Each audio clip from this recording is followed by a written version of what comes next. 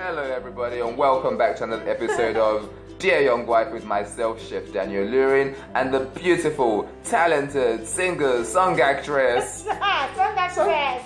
That's a new one. Mrs. Tanya Dusi Fadina. Tell me, how are you? How's marriage going? Like, you need to give me an update every episode. Day. What's happening? How is your husband? He's good. Is he looking after you? Of course. Okay. He's looking at his skin is glowing.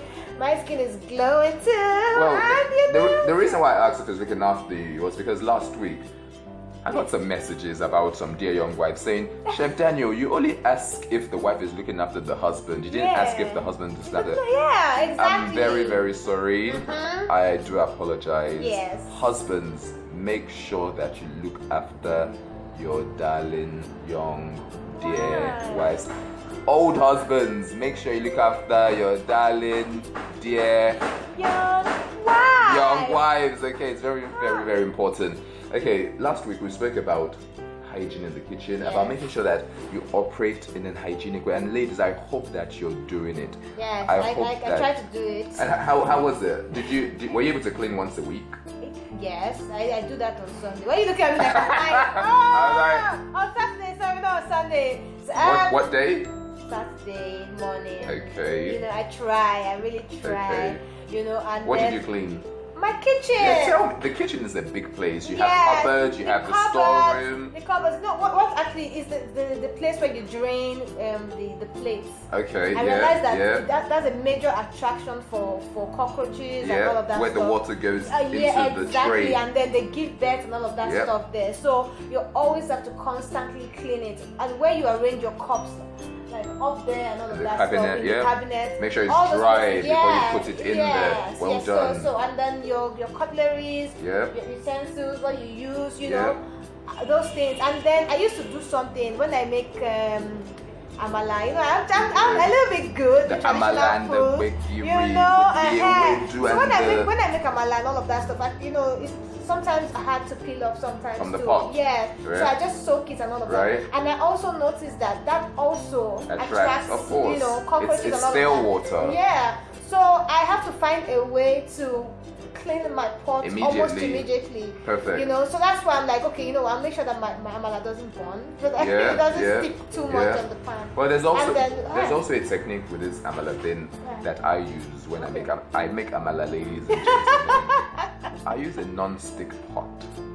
Yeah, but then you don't see original ones. Like, you know, I have a non-stick pot, but it still sticks. Let me tell you, the reason why your non-stick pot probably sticks is because you use the wrong appliance, the wrong spoon inside it.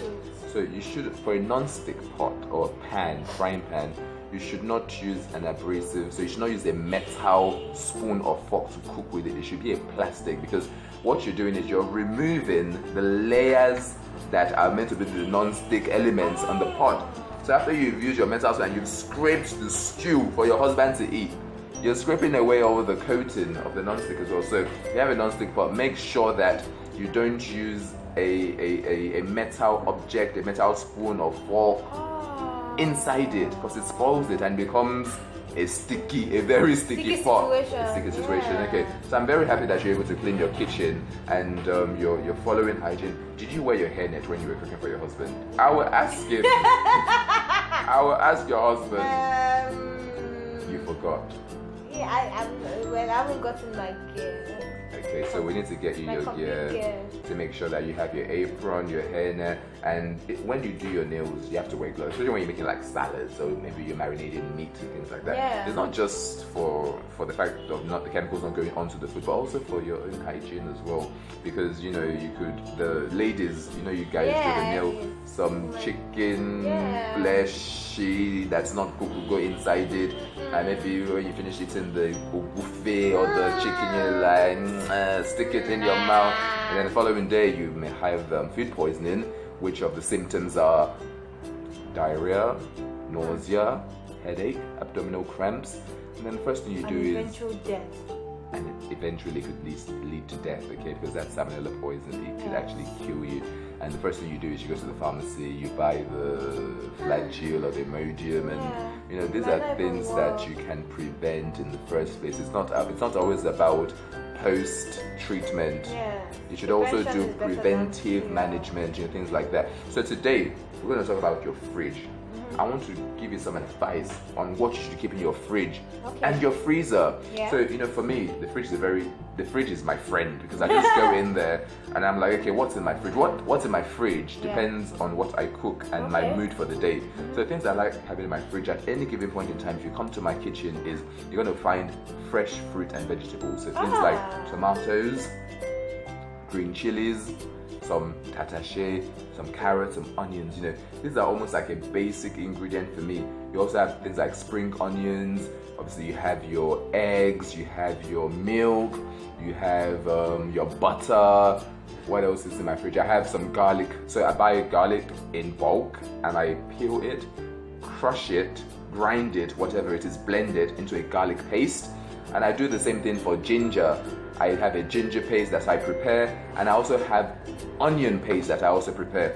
So I have all this in my fridge, and then in my freezer, what you should have in your freezer are things like meats and poultry and seafood. Once you have these things, so seafood, let me tell you, I would put prawns, I will put shrimps. You like prawns, don't you? Prawns, shrimps. If you want to be a bit adventurous, have some calamari. How long can you preserve all this? Things like this, I would recommend you keep them every week.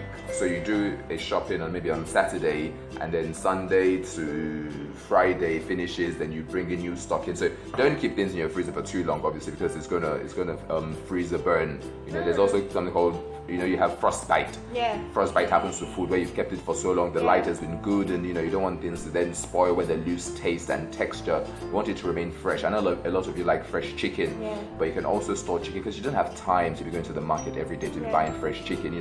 Buy your chicken on a Saturday, clean it, cut it. So you can cut your chicken into parts. You can, when I buy chicken, I remove the wings, I remove the thigh, I remove the drumstick, I remove the breast, and you can make different things with this. So having chicken in the fridge, having some beef. Yeah, what I wanted to ask is, okay, what about in this environment, this society where NEPA do something for us, because all my dear young wives. you want to store stuff, but you can't really store because you're in an area where the light is bad. In a situation like that, you can't really store things in the freezer, because the freezer then doesn't serve as a freezer. It becomes a storeroom. So how then do you preserve stuff? Do you buy dry fish and all of that? So on the other side, yes, perfect. Dry fish. So we have different types of keeping things, different types of storage. So you have back in the days we had salting, where they would salt. Does it really work? Of course it does. That's how did our ancestors survive? They survived through things like this. They have salting, you have curing, like the pickled things. You have freezing for the modern age. You have drying. So back in the day we had the dried fish, like the bangla fish, and you have smoking. So if you buy smoked fish, you can just keep it in an airtight container. Obviously there's also a lifespan to it, but it still serves that. You can have it for 2 days. You can have things like shower, where you can just blend some tomato, onions, peppers together, tatashe, make a nice dried fish stew, smoked fish stew. So there are different methods that you can't go hungry. Your husbands must not go hungry. Your children must not go hungry. There's so many different ways. If there's no freezer, okay, salt the fish and dry it. Okay, so cleaning the fridge and freezer, what do you suggest? Like, what do we use to clean it? Can we use Dettol? Isaiah. Do not put Isaiah in your fridge. Do not put Isaiah in my friend's freezer. If not, you will answer query from Chef Daniel. Okay? No, guys, listen. First thing I want to tell you is, when you want to clean your freezer, especially the freezers, don't pick up a knife and say you want to clean your freezer and scratch the ice. No.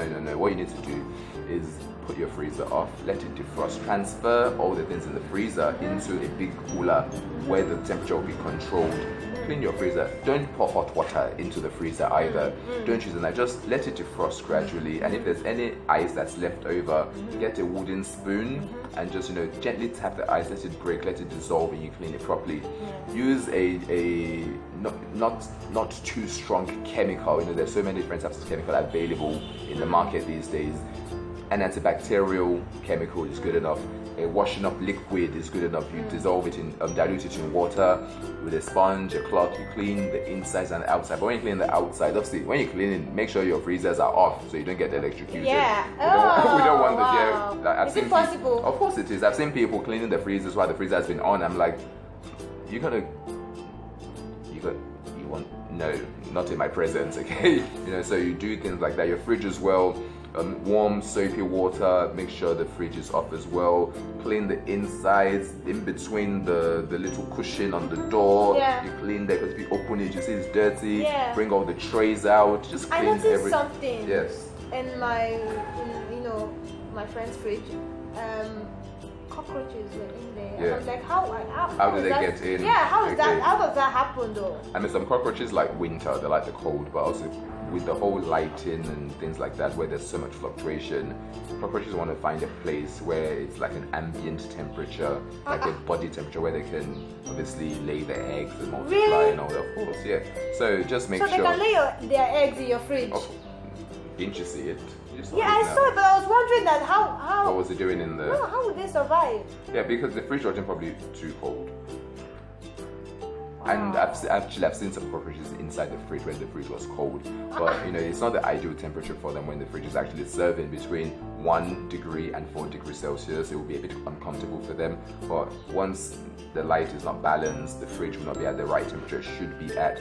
So they get in there. So just make sure you clean your fridge, you clean your freezers. Do not use harsh chemicals. Do not use sharp objects to clean the freezer. It would spoil your freezers. And also go back to the other video from the previous week and see that you should be wearing your protective clothing. You should be doing the right things in the kitchen. Once you follow things like this, when you start combining, when we start saying you have to combine your ingredients together, and you're gonna see my dear young wife cooking. I'm gonna cook. And maybe if you guys are lucky, we'll invite our husband to taste the food and to give her a score. Oh my god. How would you feel about that? I'm so nervous. Okay, maybe I won't put her on the spot. No, but I like it, Jared. Or maybe I like will. it. You would like You that, know? right? Yeah, because Okay. I really want to learn a lot of this mede food. Yeah? You know, and you're very good at it. Yeah. So guys, if you want to see Mrs.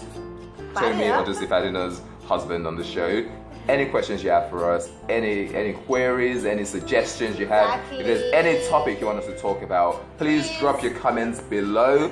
#DearYoungWife, @Tomi Odusifadina, @Chef Daniel Lurin. Until the next time, thank you for staying with us and watching the Dear Young Wife. Take care. Bye guys. Bye. See you soon.